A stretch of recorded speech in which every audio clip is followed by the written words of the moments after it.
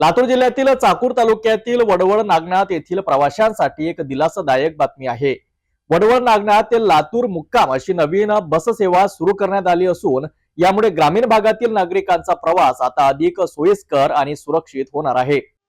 लातूर जिल्ह्यातील चाकूर तालुक्यातील वडवळ नागनाथ येथे लातूर मुक्काम बस सेवेचा शुभारंभ करण्यात आलाय। ही बस सेवा दुपारी 1:30 वाजता लातूर येथून सुटणार असून शासकीय महाविद्यालय 12 नंतर पाटी, जगडपूर, लिंबडवाडी मार्गे प्रवास करत पुन्हा लातूर येथे येणार आहे। त्यानंतर ही बस रात्री 8 वाजता वडवळ नागनाथ येथे मुक्कामी पोहोचणार आहे। या बस सेवेचा लाभ विद्यार्थ्यांसह शेतकरी, कामगार आणि सामान्य नागरिकांना मोठ्या प्रमाणात होणार आहे।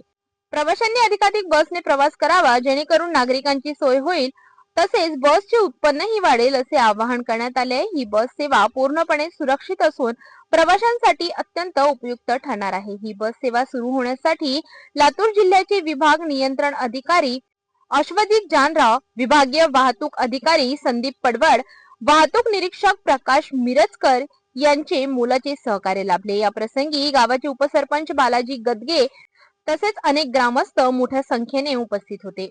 वडवळ नागनाथ परिसरातील नागरिकांसाठी ही बस सेवा निश्चितच एक महत्त्वाचा टप्पा ठरणार आहे। सुरक्षित आणि सोयीस्कर प्रवाशांसाठी नागरिकांनी या सेवेचा लाभ घ्यावा असे आवाहन करण्यात आले आहे।